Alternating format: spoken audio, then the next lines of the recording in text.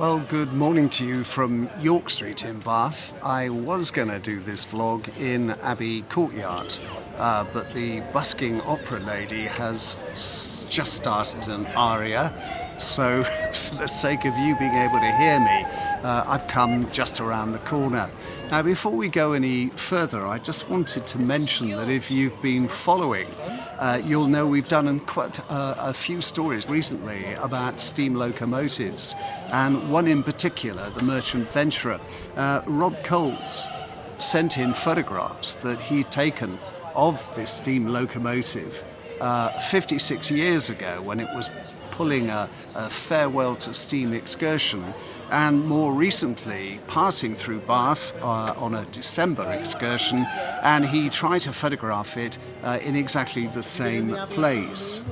Now, I had a call then from Dina Ashley, who said that having heard about this locomotive passing through Bath again, she wanted to go out and take a picture. And Rob then came back to me and said, well, while I was waiting for the train, a lady started chatting to me, and I said, are you here to photograph the train? And she said yes, she'd heard about it on Bath Museum. So I wonder whether that lady was Dina Ashley. Well, it wasn't Dina. Dina, if you send the photograph you took via my email, it will get to me.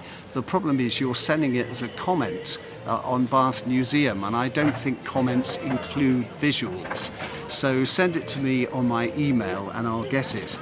Anyway, the lady who did chat to Rob Coles was called Katie Hall, and she's been in contact to say that she was the mystery spotter of train photographers. And Katie, if you want to send me the picture you took of the merchant venturer, I'll be delighted to use that as well.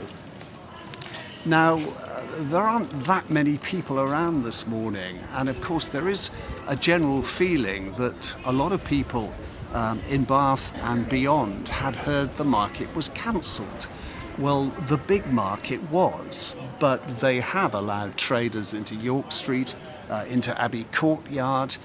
There are more traders in the middle of Queen Square, but I'm not sure that word has got around that well. And of course, now with the threat of another lockdown, and certainly with restrictions over movement and where you can go without masks, it's all having an effect.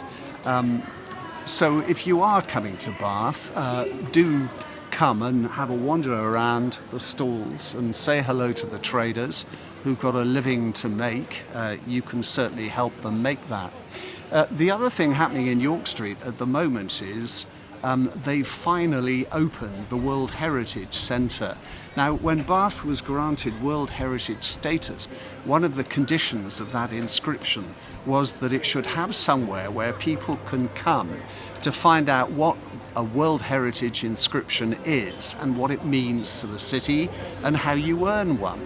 Well, it's taken a few years to actually install that, but it's having what they call a soft opening. Now, it's open right the way through to January the 3rd, closed on Christmas Day and Boxing Day and New Year's Day. But this is a soft opening just to see how people are reacting to it, because it then has to close again and won't be open until probably April, Easter time. Okay, fingers crossed.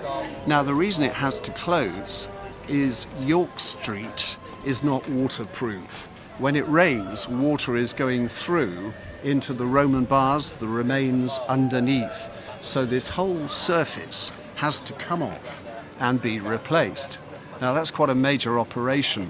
Now, Baines say they haven't done it, or they're not planning it until the new year, simply to allow traders in York Street to get over the effects of the last lockdown and start trading again. And certainly Toppings would not have appreciated the road being up while they were trying to move their bookstore from the top end of Broad Street to its new siting here in the former Friends Meeting House. Now, the arrival of Toppings and the opening of the World Heritage Centre is certainly going to increase footfall in these parts. So that's some positive things to look forward to next year. Well, as I speak, there seems to be a few people around, a few more people than there were when I started. It's 25 past 11. So I'm going to go home and edit this stuff and put it online. So if you are in the Bath area, do come down and support the traders, both the chalets, we call them sheds, here, and of course the traders who are paying business rates in the established shops in this city. More from me later in the week, but whatever you're doing today, have a good one.